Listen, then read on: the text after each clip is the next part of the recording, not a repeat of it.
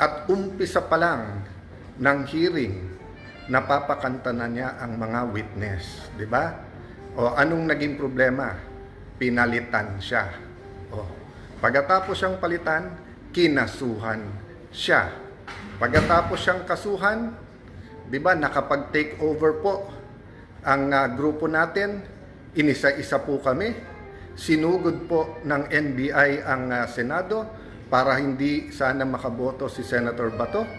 Afterwards po, May 13, full battle gear, sinoround na naman ang Senado.